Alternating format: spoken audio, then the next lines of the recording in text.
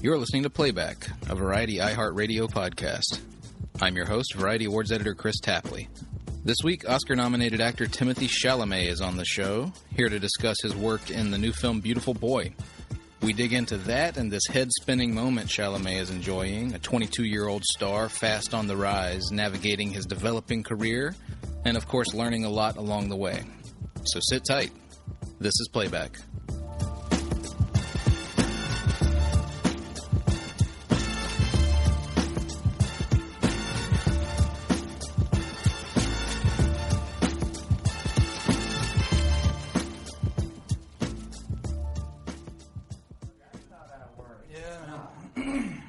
We have the Breakfast Club one.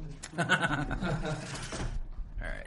So he's just going to pop this real fast and Okay. you can tell me what you had for breakfast or something. This morning was, what did I have for breakfast this morning? Scrambled eggs, bacon, ham. Bulking up? Bulking up? No, I'm not. But I was for the king, and wow, I literally almost just with that camera right there almost was gonna. Anyway, It's distracting.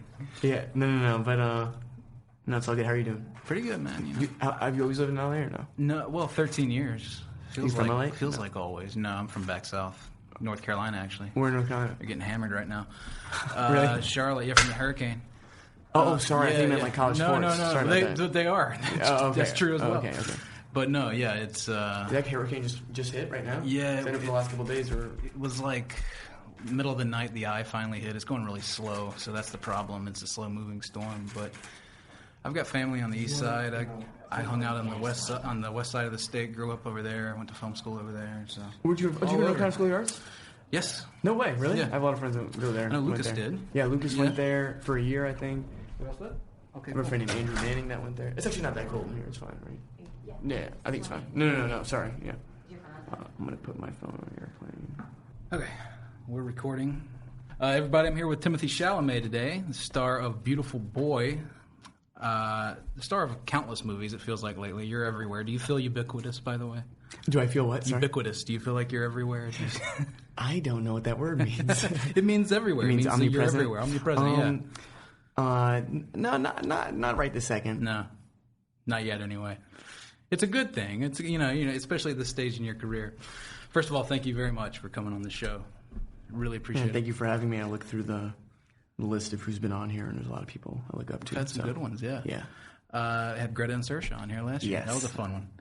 I wanted to actually mention, you probably don't remember this, but we met actually on the set of Hostiles. We were actually in the Santa Fe hotel you were staying in. You and John Majors came downstairs. You were about to go out for the night, and I was there to do a story. Like, I was the journalist that was kind of walking around. On Christian? No, it was on just the production story on the movie. Oh, my gosh. Yeah, wow. Yeah. I was there for a couple of days. At the Hacienda? Yeah. That was a crazy hotel. Or not crazy, but you know it was what I mean? interesting. It was interesting. Yeah. It was nice, but... wow. That was like pre-Sundance, Call Me By Your Name. That was a great experience and a great project to work on. Like I said, Christian was on it. Christian Bale is one of my favorite actors. So, you know, I drop a line in scenes sometimes just watching him act. And I'm not kidding about that. And people that have actually seen the movie will go, but wait a second, you only have like 2 speaking scenes in it.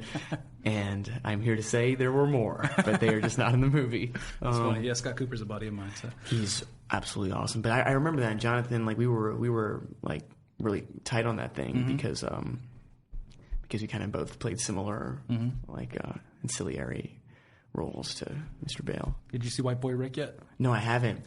He's awesome, and I love seeing his career I take wept off. after my White Another Boy Rick School of the audition. Arts guy, actually. I wept after my White Boy Rick audition. Really? Yeah. It was the wow. only... well, no, I've been very upset after things, but I've never wept after an audition. But that was something where I came in, like, super charged up. And they weren't auditioning anybody in their 20s, let alone actors, because he really wanted to find... right, yeah. Like, I think of 71, which is Jan's other movie that I'm really crazy about, too. And that wasn't Jack O'Connell's first movie, but it was one of his first movies. Yeah. It wasn't his first? I don't know. I think Startup might have been earlier. With Ben Yeah, Mendelsohn. yeah.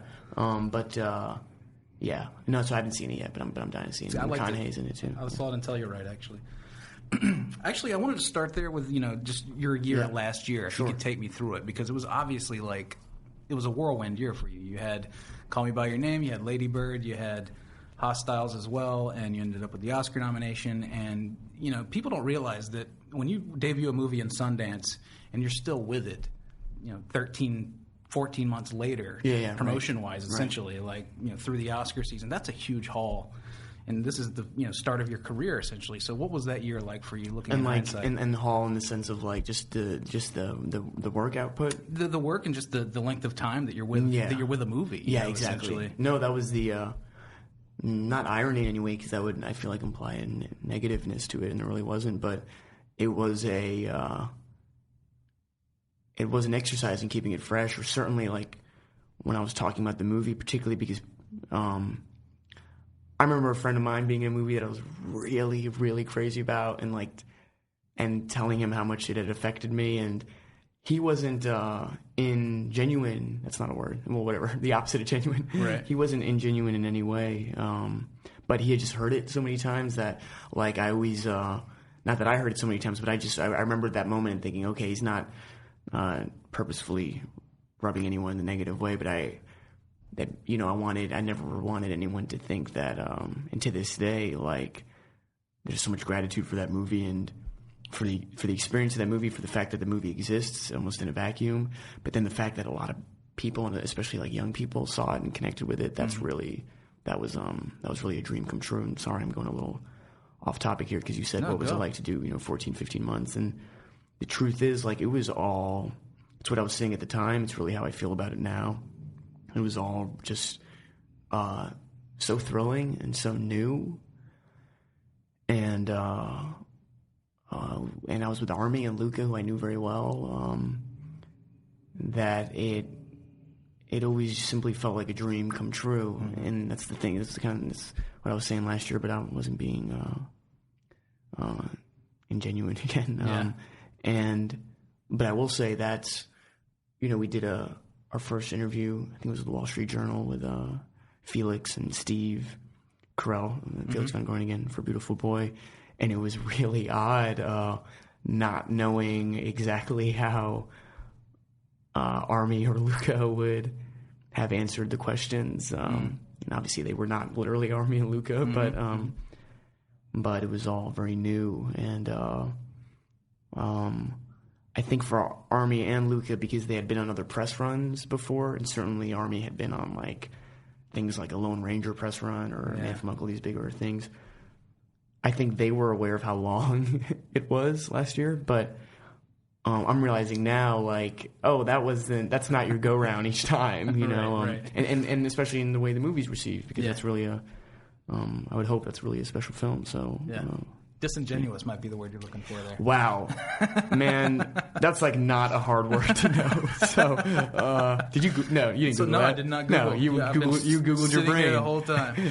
You're like, am I going to bring it out? This up. Lady Bird as well. I wanted to talk about Greta briefly. Yeah, that was her first solo stint as a director. I'm just curious what you learned from a director like Greta. You're going to be working with her again on Little Women, so I don't know. It's God, I'm horribly rambly sometimes, so I try to gather myself a little bit before. But I know what I learned. Not even, maybe I would direct something someday. So I guess it's not in the context of acting anyway, but her confidence on the set of Lady Bird, and that doesn't mean an abrasive confidence. That doesn't mean like stepping on people's toes, or it's her movie. She could have done whatever she wanted, but I mean how to describe it? Yeah, she knew she knew what she wanted. It's this amazing thing I found with Luca and Felix, who directed Beautiful Boy as well, where they know exactly what they want, and yet it's more about like putting you on the pathway or illuminating the bounds for you, whether it's a moment in a scene or what the scene's about, than it is like do this exactly. And there's nothing wrong with that other way, but and certainly sometimes it has to come to that where down to a line reading, a director will be like, hey, this is just how it has to be. But it was really her confidence, and I guess the way I would clarify is like confidence without like an abrasive self-assuredness, really just like, I'm here to make my movie and I know exactly how I want it to go. And also, we're all making a movie. This is a privilege. Like, I love the photos on set of Lady Bird. I'm not in the scene, but for prom, where Greta was in a prom dress herself. Or I think when we were shooting Jenna's character, played by Odeya Rush, or Odeya's character, Jenna, played by Odeya Rush. We were shooting in that house, the scene where I'm reading the book outside and I'm smoking a cigarette. I just remember, because that house really had a great McMansion vibe to it. Right. This is what Greta was going for, like wealth, but not with specificity. Yeah. Like the joy in just like walking around that house with Greta, or her confidence. And in addition to, I guess maybe that's why they're so palatable and compatible to each other. Like Saoirse and Saoirse's confidence too is a similar, like, non-abrasion one. Like, I guess that's the best kind of confidence to be around. It's like when people aren't like flaming you with it. Sure. And yeah, they were just so in sync at all times. And not like we're so in sync, we're so confident this movie's going to take off, but rather like, yeah, we're telling the story just organically we want to tell. Exactly. Yeah. I mean, even I remember because I was still shooting Hostels at that point. I think that's why I started late, or it was just simply the matter of the shooting schedule. But they shot 3 weeks of Lady Bird before I even got to set it, before I got to LA and Sacramento to shoot it, and they basically had shot out Lucas Hedges' bit. And I remember getting to set and literally like the first AD and Greta being like, "God, it's all going so well. We're having such a good time. Like, ready for you to keep it up," kind of thing. And I was like, "Oh God, like this is pressure. Super scary." And I visited set in that scene where Laurie Metcalf says, "My mother was an abusive alcoholic," which I think is one of the most moving lines and most moving scenes of the movie, where Lady Bird very valiantly says, like, "You don't have to be mad and mean to me all the time." And her mother says, "You don't understand my circumstance, or you don't understand what it is to, your circumstance. You think it's difficult, but it's not like what mine was." Something like that, along those lines. And I visited set, and I was watching that, and I like went back to the hotel like in an anxiety crisis, because like, I was like, "Oh man, I gotta make sure that I don't drop the ball here." Yeah. You did all right. Thank you. Well, let's talk about Beautiful Boy, which is this year's jam. This is based on 2 memoirs. By Nic Sheff and his father, and it's about Nick's struggle with substance abuse and addiction. And what I first wanted to ask was, I assume you met Nick, and I'm curious what meeting him did to unlock what you were doing to portray him. Absolutely. Well, meeting him wasn't being introduced to him for the first time, because when I met him, I guess I had read Beautiful Boy and Tweak already like 4 months before that or something, and I had the role at that point, so I was already, I don't know, configuring how I was hoping to play it. And the thing that struck me was he is an extraordinary spirit and a huge warmth of character, if that makes any sense. And that's how he's described in Beautiful Boy from the lens of David, his father. And I think maybe it's literally in David's writing, but it's an assumption of the reader too. You might go, like any parent, they maybe project the, not project, but I'm not a parent, but I assume that as parents, like, you see the best in your kids, right? But in meeting him, I really went, oh wow, this is really an incredible human being. And like I said, the extraordinary spirit and the warmth of his character and his wit and his quick wit. You can see the machinery in his mind at pace. That was enlightening just to meet him as a person. And then as it relates to the film and playing it, he immediately, in hanging out with him, said something along the lines of, this is a representation of my family's life and story. I don't expect this to be exactly what it was. Mm-hmm. And by the laws of reality, it never could be, because we're not them. But to hear that was like, man, what a gift, because it became about not doing anything that was disingenuous. It was about not doing anything that'd be disingenuous to him as a character. I think Steve felt the same way as David, him as a human rather. and secondarily to the story and the relationships within the story. But then all things mannerisms and the way he speaks, it was understood that we weren't doing a biopic.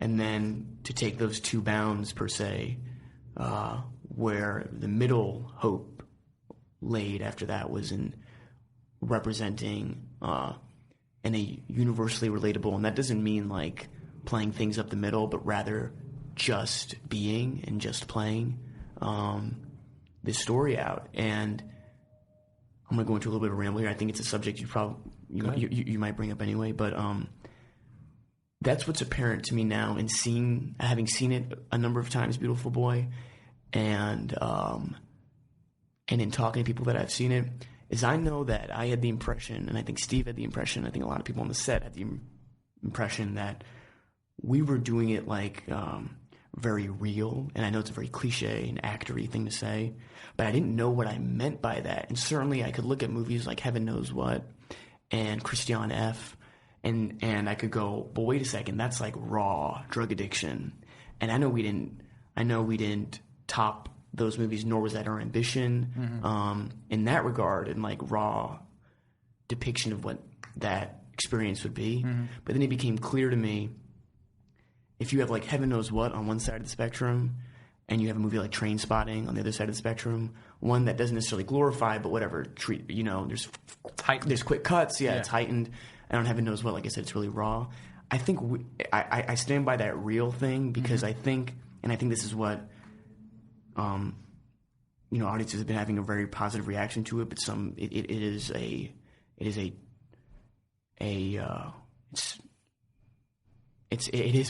what it is. It's about what it is. And I guess that's my point, is like that's where I feel we found our realness is or our authenticity is in that we didn't tragify nor did we glorify.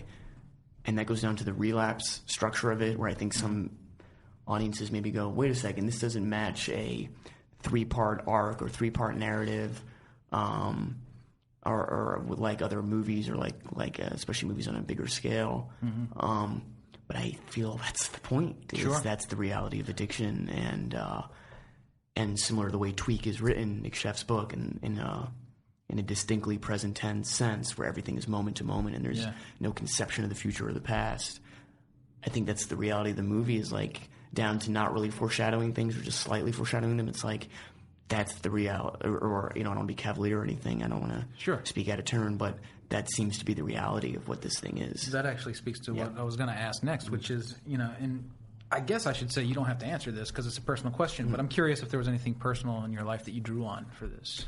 I mean, the immediate context being a son and a family, and that's not a dodge, because, like, first and foremost, I feel like this movie is about family, and that's why I think audience members that aren't related to it, or don't have an experience related to this in any way, can still tap into it, because it's about what makes us family members. It's about what makes us a father, if we are a father in a family, or a mother, or a stepmother brought into a family dynamic, or a son, what it means to be a son, what it means to be a sibling. And these are universally relatable questions and themes that I'm presenting, maybe like not boring, but I'm just like listing them right now. But truly, like, I really hope people see this movie, because, like I said, independent of addiction, those are some of the strongest themes around it. And then more specifically to what you're alluding to, my experience in life doesn't come close to Nic's, and yet I am 22. I was born in 1995. I was going to say I grew up in New York, but that's actually irrelevant, because the drug crisis in this country right now, in particular the opiate crisis, I need to be better researched as far as like exact areas or demographics, but I know Staten Island, for instance, in New York, in large part because of the great health insurance of unions there. I don't want to say in large part, but that's just what I read in an article somewhere, or that I hope is legit. And just across the country, the easy access to opiates. You read, it's not like, you don't get it on a corner of a street somewhere. It's, I read somewhere too, it's like often family members or family friends. Like that's where it begins. And I don't want to make this it's socioeconomic as well. I mean, it's and also I really don't want to be educational about this, not in the name of not being boring, but simply like I don't want to be cavalier and acting like I'm any sort of... Let me tweak it. Let me just say, like, you know, just you as a craftsman, as an artist, is it easier for you to personalize, or is it easier to conjure what you're doing? That's a really great question. I feel like I think it's a fine line. I think like being in drama school and you think of like Stanislavski or whatever, and you get this impression like I must be of one technique or one way of doing this. And I think like I had this amazing freshman year teacher at my high school that was all about like, you know, tearing yourself down and getting rid of bad habits and what have you. And then I had this amazing sophomore year teacher, this guy Harry Schiffman, that actually got beamed into the Oscars last year. He did like a short video, right. And he, you know, he was all about truth as well and breaking bad habits, not reverting to tricks in your acting. But he was also about like making it live, and I really like that because to me, I would take a bad movie or like an insulting movie any day over a boring movie. And I'm sorry, I'm giving a long-winded answer here, but like as it relates to, as you put it, like accessing parts of yourself or channeling or whatever, or immersing into something else. Mm-hmm. I think I sit somewhere in the middle, with my biggest focus always being that whatever my process is cannot become a distraction to other people on set, because that would be unprofessional, but secondarily it cannot be a distraction to yourself and to myself.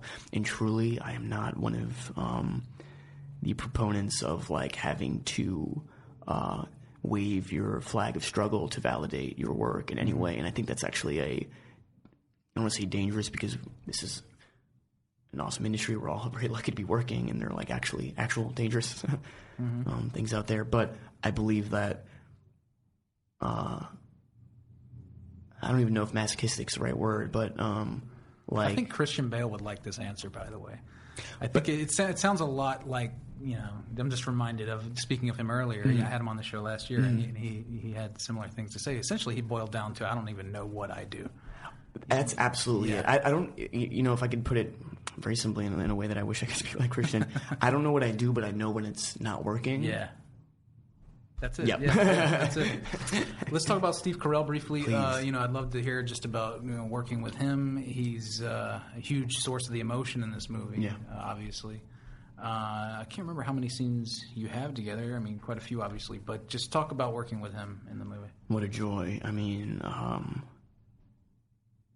I've said this in interviews with him. I've said it to him, and it's really true. Like, I was a huge fan of The Office before I started working with them, and like I think any actor in New York in that time period, like as he was doing Foxcatcher and The Big Short, movies like that, we were all like so excited that he was doing such amazing work. And I think like with Army, with Matthew McConaughey, with Saoirse, with Greta, like when you work with people you're fans of prior to, I guess there's a little bit of nervousness because you want to get over that. You don't want, like, my favorite thing I've heard about the Beautiful Boy posters, it just looks like you're happy to be in a picture with Steve Carell. And I don't disagree. Like, I think that's not wrong. But you want to, like, you know, eviscerate that as much as you can. Yeah.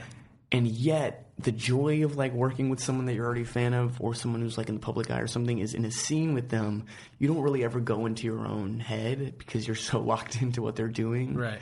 And certainly with Steve, maybe he would, you know, contradict me in this regard, but I've said this to him, but I truly believe, like, as a result of the fact that he is, you know, like a total master of improv and like a legend of the improv scene in Chicago and New York, Second City, I believe, like myself, has like a yes and approach to acting. And for this kind of movie, that was such a gift, because it was the same thing with Call Me By Your Name, with Army.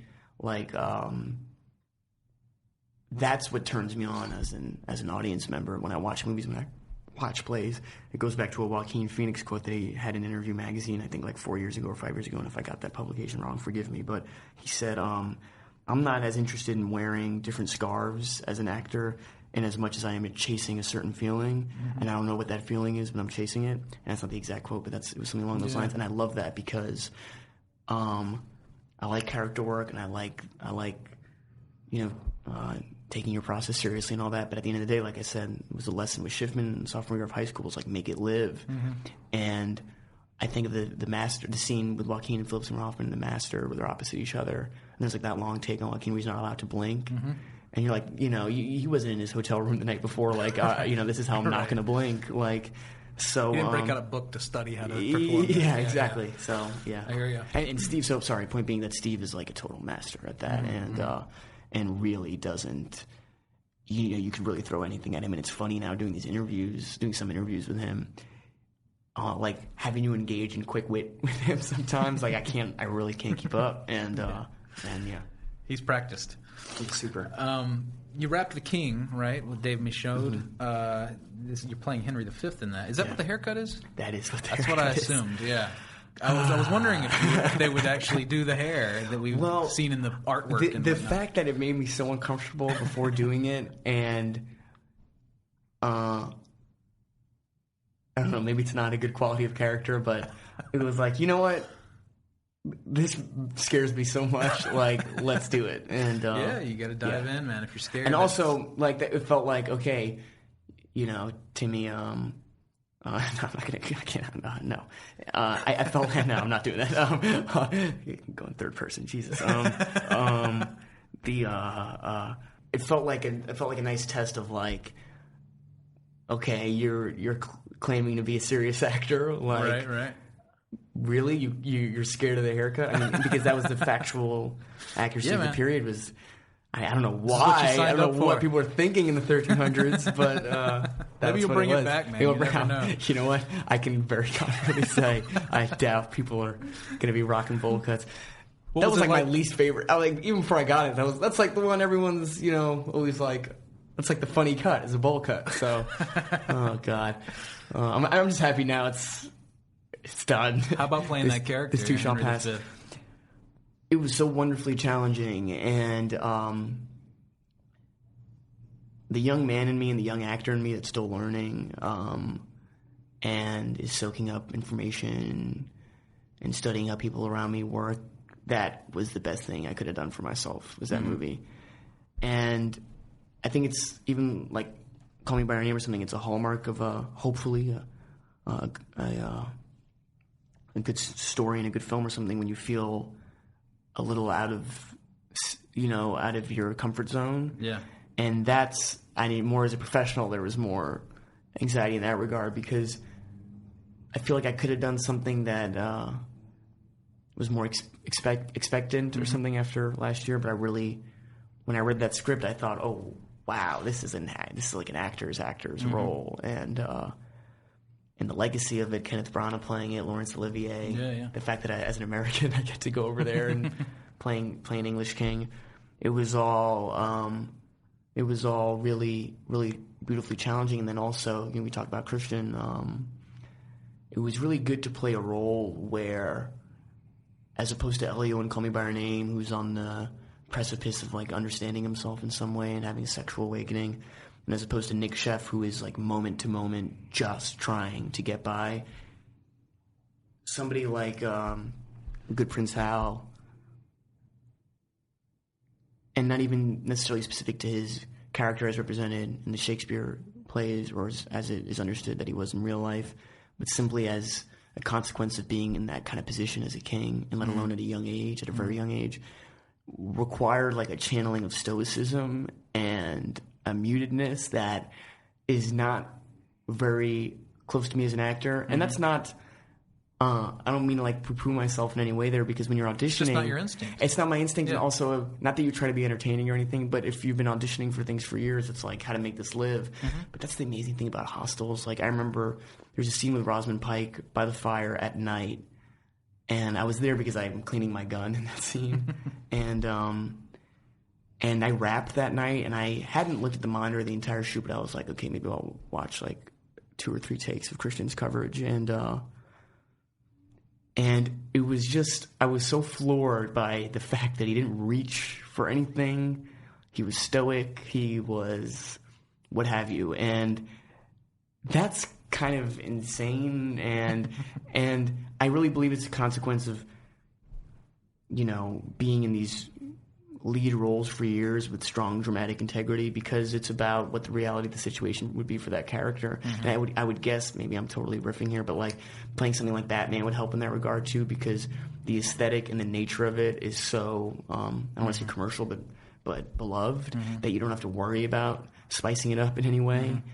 And that's what was so amazing on Hostiles, and that's what ultimately I was like, for the King and playing Henry V, I thought, okay, that's going to be so challenging to channel that thing, but that's exactly why I should do it, because in a vacuum it's challenging, but then B, as I progress in my career, you know, a role like Nic Sheff in Beautiful Boy, again, not in the name of being entertaining, but simply by the fact of the scene sometimes where he's using or he's agitated, it's way more electric, and something like that, especially like male roles as you think they get older, you know, I don't want to say stoicism, but like a certain rootedness is not key. I mean, anyway, sure, whatever, people can play whatever they want, but anyway, yeah. Yeah, I got you. Yeah.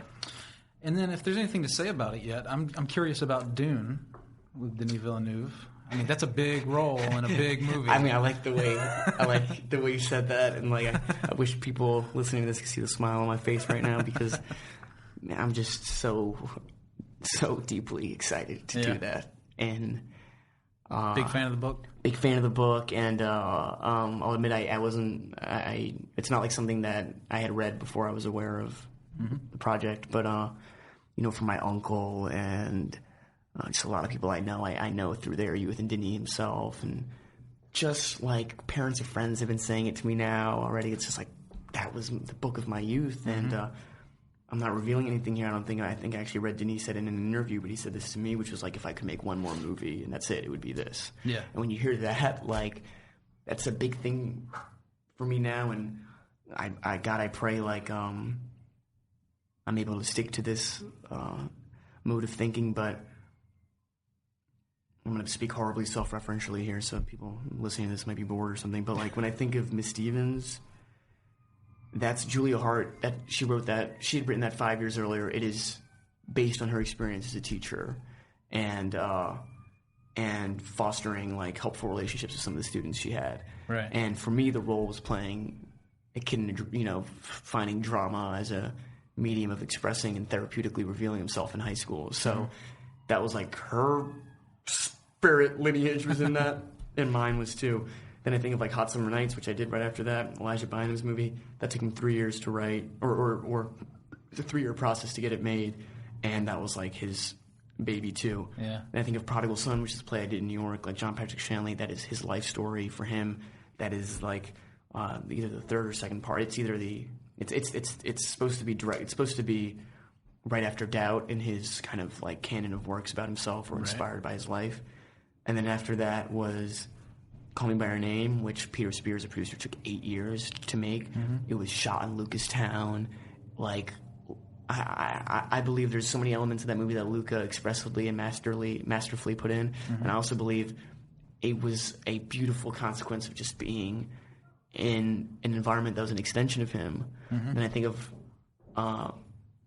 Hostiles, but then I think of Lady Bird, where it was Greta's life story, you know, and then and not literally her life story, but deeply inspired by. And then I think of Beautiful Boy, that Felix had worked on for 6 years, and that Jeremy Kleiner, the producer, had been trying to get made for 10 years. And then I think of Dune, and like I want to keep, and then The King too had elements of that too. But I think of Dune, like I want to work on these things that people are, or the directors rather, are like not directing with like cool ideas they have, but out of like their spirit or something. And that's the impression I had when I met with Denis. I met him at the Cannes Film Festival this year. Like, I had the impression I was speaking with someone that was like way smarter than I am, and which like whatever. I feel that a lot, but like, but especially with him, and also that thing, like I said, that he said about being so passionate about it. I just thought, I always, like, The Dark Knight made me want to act.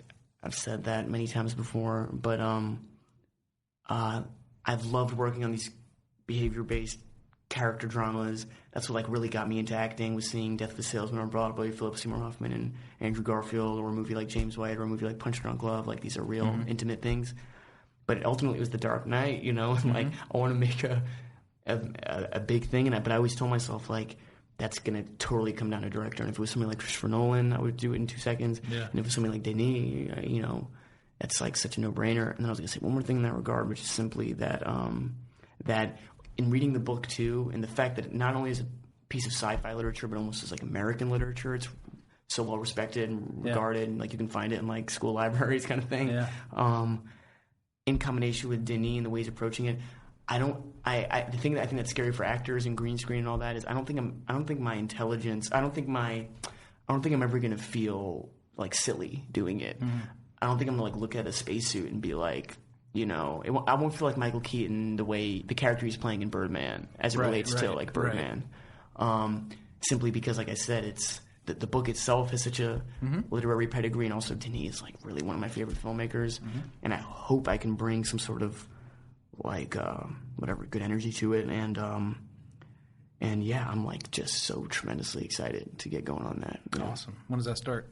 That's March at this point. It's going to be February or March, or even a little bit later. I don't think they exactly know yet either. Cool. Well, good luck on that when it comes. And then I wanted to close, I guess, on a more serious note, I guess. But I just wanted to talk about the Me Too movement. And, you donated your salary from the Woody Allen film that's upcoming to a number of causes around that realm. And what I'm curious about is if you feel like there's a sense within your generation. I mean, you are part of this young generation coming up in this business. Is there a sense to be proactive like that, that it's a house that needs cleaning in any way? Does that feel... Certainly, I don't know if the house is show business and more like the world or the United States right now. I think that was the curse and maybe the blessing of the last election we had is I think people are invigorated politically in a way that isn't natural. I remember taking a government class in high school and they were telling us that in Australia there's a requisite to vote, and that was very surprising. Because in the States, I think something like 51%. And then more specifically of what you're talking about, I think certainly like I've heard things like activist generation before. And it's exciting to be a part of that moment and to be an ally to it. And I think of like a Maggie Nelson quote where she says like, or something along these lines, I really do not want to butcher it in any way, but like how convenient, it's something along the lines of how convenient do social progressive movements find their voice piece with a straight white male or something like that and so I'm wary of in that regard because I don't want to ever make it seem like to be cavalier in that regard, but certainly like that's there's a cleaning house feeling within here, but also like for America. Yeah, in general. Let's not end there. Let me actually ask. Let me ask about Call Me by Your Name too. Okay, is this happening? Is this 100% going forward or what? I want it to happen so badly, and I think Army's 10,000% into. I'm 500,000% in. Like, I believe Luca really wants to do it too, and Andre's really open to it. The author, I really see no reason why it wouldn't happen, and I really have all the faith in Luca and Andre that they could. I was going to say cook up. That's almost like crass or something. Like that they'll be able to devise something that is really special. And that really, really excites me. And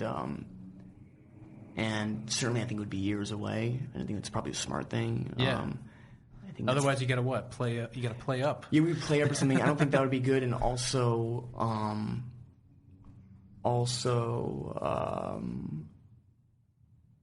like...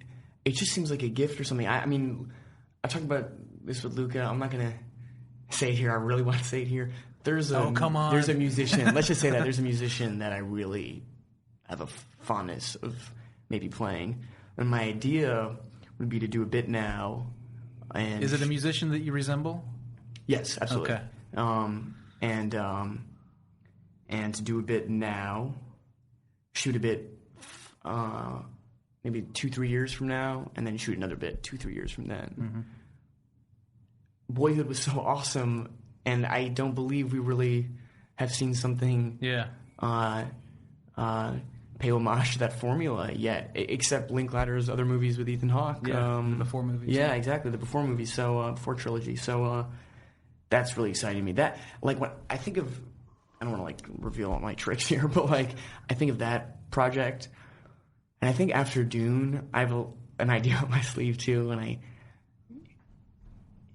this is like so presumptuous or something, but I've been like putting together an email to PTA over like the last month, and I'm just like gathering all the reference points, and I want to send it to the Safdie brothers too, like of something that like after Dune that would be really, really like raw, and because that's the irony of working on The King and Dune, and